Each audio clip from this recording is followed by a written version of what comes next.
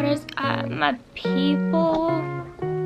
Trying to balance you guys on my Bible right now, so let's hope that it works and does not fall. I have no idea how long I'm gonna film for because I wrote notes for this video and I was like, you know what? I'm not gonna use my notes today. I'm just gonna talk from the heart because I feel like people need to hear what I have to say. I have an extra fully charged battery sitting over there because I like to be prepared but not panicked. And that's gonna be kind of the focus of today's video. So, before I start this video, I want everyone watching to just take a deep breath, let it all out. It's all gonna be fine. We're gonna be okay. In today's video, I want to address the coronavirus from the perspective of someone that's chronically ill or immunocompromised. So if you don't know me, my name is Madelyn. I am 21 years old and I have a neuromuscular disease called Friedreich Ataxia. It's progressive, degenerative, genetic, similar to an ALS or an MS type thing, but a little different. As you know, all illnesses are very different. Today I'm going to talk about how a virus like this would affect someone that is in my position. Why you, a healthy human, should be doing and taking all the same precautions that someone like me, an unhealthy human, is taking. Even if you're not worried about getting the coronavirus yourself, it's so you don't spread it to people like me who have to stay healthy and who will die if they get the coronavirus. I want to share a story with you guys of how serious a virus like this is for me and other people like me. At the end of October, I got sick with a rare form of the flu.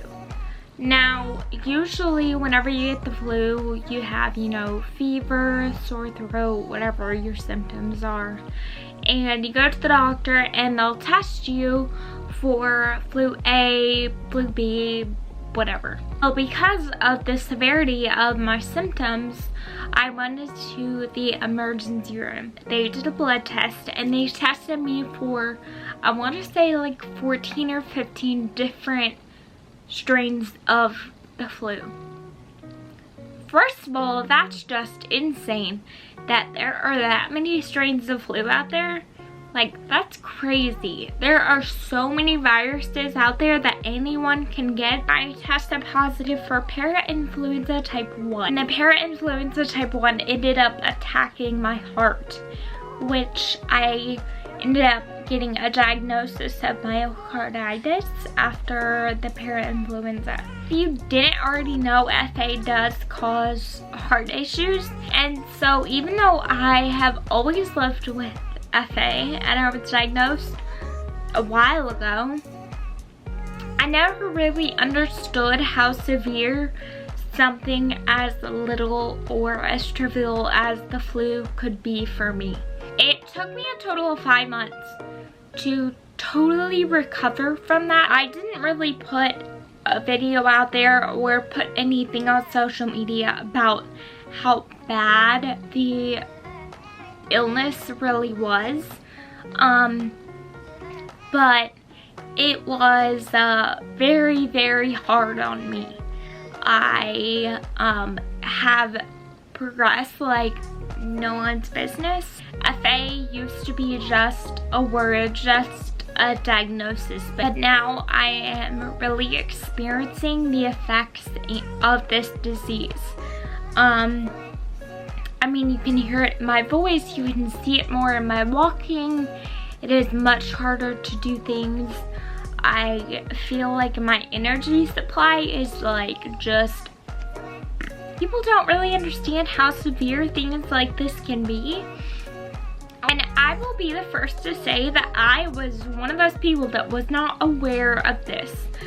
I was like, oh, I have a flu. I'll just get over it in like 2 weeks, whatever. And I knew because of that phase that it would take me a little longer to get better from the flu and recover from it, but 5 months, come on, that's crazy. So it just kind of shows you how severe an illness could be. Why would you not do everything in your power to avoid that said thing? With that being said, I don't think that the panic and the hysteria that is going on is called for.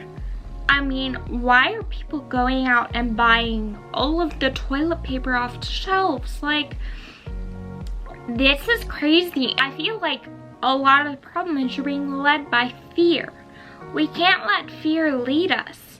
We have to still live our lives. As someone who is immunocompromised and the coronavirus will kill me, I am begging you, please wash your hands. Please, if you're feeling symptoms, stay home. Keep your distance. There are a lot of precautions that I'm taking. And one of them is I'm just not going anywhere for the next couple of days until all of this is kind of figured out. I don't really know if it's going to be the next couple of days or weeks or what. I mean, I think we're all scared because it's unknown. But we, by being scared and being led by fear, are making this situation 500 times worse than it is. So I really want everyone just to calm down, wash your hands, stay inside. Do I think this is gonna die down in a couple of days? Probably. Do I think they're gonna have a vaccine for the coronavirus very, very soon? Most likely. Do I think it's a big deal? Absolutely. Do I think people should be taking precautions? Of course. Do I think people that are high risk should be a little nervous? Yes. And I'm one of those people that is high risk. I think that all of the precautions that everyone is taking by closing down schools and closing events and postponing different things is smart. I think that it may seem overkill for some people. And yes, 3 days ago, I was one of those people that was like, this is just going to blow over, it's not a big deal. I was thinking like the flu took so much away from me, so what could this do? But the thing is, we don't know. So that's why we're taking these precautions. That's why schools are closing, that's why events are closing. And even if it puts you out and you're a healthy person, think of people like me, think of the elderly, immunocompromised. Say you had it and you went to the grocery store and you were standing next to someone who was going home and had a sick kid who was taking chemo, and that sick kid got it. You would feel terrible, and that is why all of these precautions are happening. I think that people with chronic illnesses are the only ones that can be affected by this. I know that every single person in this world is going to be affected by this one way or another, whether it's financially, whether it's with your job, whether your kid, you have to find a babysitter because your kids can't go to school. I mean, it's gonna affect everyone, but the effect can be greater on some people. If you enjoyed this, give it a thumbs up. Make sure to subscribe down below, and I will see you guys next Friday. Bye.